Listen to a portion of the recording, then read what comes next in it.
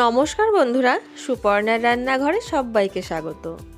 আজকে আমি আপনাদের সঙ্গে একটা ভিন্ন স্বাদের মাছের ঝোলের রেসিপি শেয়ার করব। এই মাছের ঝোলটি কিন্তু যে কোনো মাছ দিয়েই বানাতে পারেন। প্রত্যেকটা মাছ দিয়েই কিন্তু খেতে ভীষণ ভালো লাগে। চলুন তাহলে দেখে নেওয়া যাক।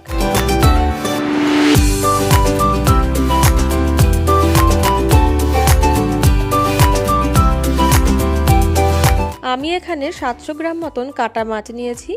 রুই, কাতলা বা যে কোনো কাটা মাছ দিয়েই কিন্তু রান্না করা যেতে পারে। আর মাছটা কিন্তু একটু ছোট ছোট করেই কেটে নিয়েছি, খুব কিন্তু বড় পিস করিনি। এবার এই মাছগুলোকে সামান্য লবণ আর হলুদ দিয়ে মাখিয়ে নেব।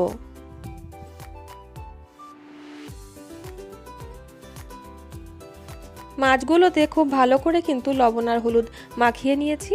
এবার রান্নাটা শুরু করব।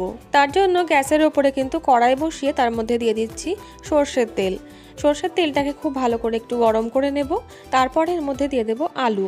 আমি মাছের ঝোলের মধ্যে কিন্তু আলু দিচ্ছি, তবে আলুটা পুরোপুরি অপশনাল, পছন্দ না হলে কিন্তু নাও দিতে পারেন। আলুগুলো দিয়ে হালকা লালচে রং আসা পর্যন্ত ভেজে নেব। খুব বেশি ভাজার একদমই প্রয়োজন নেই।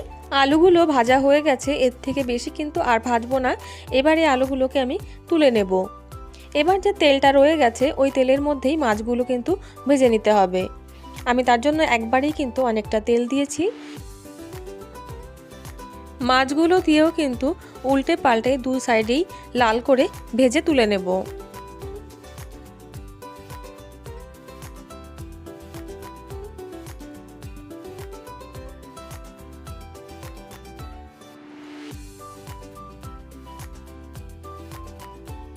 মাছগুলো ভেজে নেওয়ার পরে যে তেলটা রয়ে গেছে ওই তেলেই কিন্তু রান্নাটা করে নেওয়া যাবে, আর কিন্তু তেলের প্রয়োজন এখানে হবে না।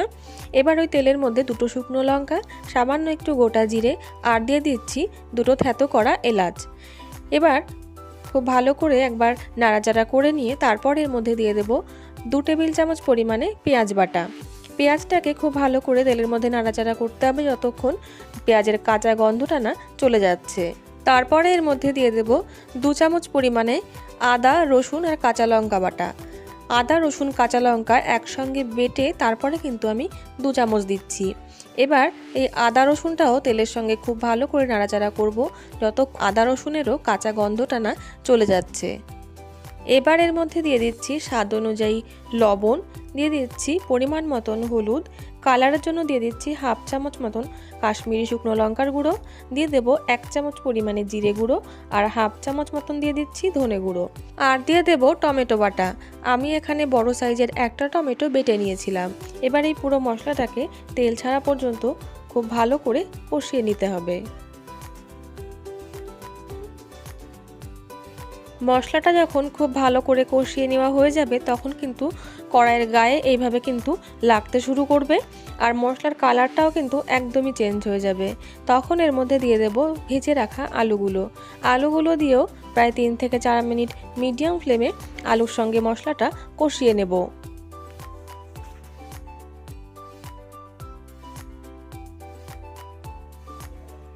আলু আর মশলাটা 3-4 মিনিট কিন্তু সময় নিয়ে আমি কষিয়ে নিয়েছি। আলুটা কিন্তু যাতে অনেকটা সেদ্ধও হয়ে এসেছে। এবার এর মধ্যে দিয়ে দেব জল। প্রথমে আমি অল্প জল দিয়ে মশলাটা জলের সঙ্গে খুব ভালো করে মিশিয়ে নেব। তারপরে আরও কিছুটা পরিমাণে জল দিয়ে দেব।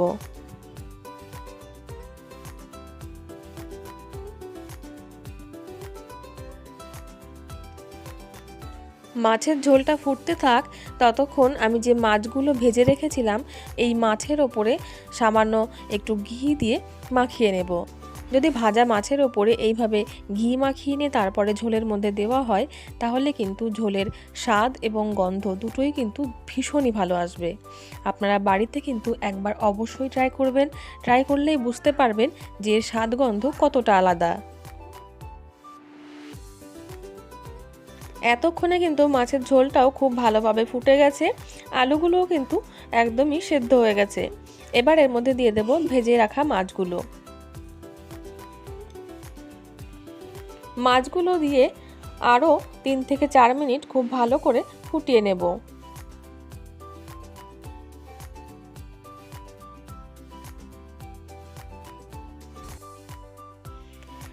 3 3 থেকে 4 মিনিট মতন কিন্তু সময় নিয়ে আমি মাছের ঝোলটাকে খুব ভালো করে ফুটিয়ে নিয়েছি। আর কিন্তু ফোটানোর প্রয়োজন নেই, মাছের ঝোল কিন্তু হয়েই এসেছে। এবার একদম শেষে দিয়ে দিচ্ছি বাটা গরম মশলা। বাটা গরম মশলা দিলে কিন্তু এই মাছের ঝোলের গন্ধটা ভীষণ ভালো হয়। গরম মশলাটা দিয়ে খুব ভালো করে নাড়াচাড়া করে মিশিয়ে গ্যাসের ফ্লেমটা আমি অফ করে দেব। তৈরি হয়ে গেছে আমার আজকের রেসিপি স্পেশাল মাছের ঝোল।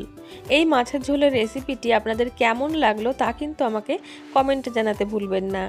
ভালো লাগলে ভিডিওটিকে লাইক এবং আমার চ্যানেলে যদি নতুন বন্ধু হয়ে থাকেন তাহলে চ্যানেলটিকে সাবস্ক্রাইব করে আমার পাশে থাকার অনুরোধ রইল। চলে আসবো অন্য কোনো নতুন রেসিপি নিয়ে আপনাদের সামনে। ততক্ষণের জন্য নমস্কার, সবাই ভালো থাকবেন, সুস্থ থাকবেন।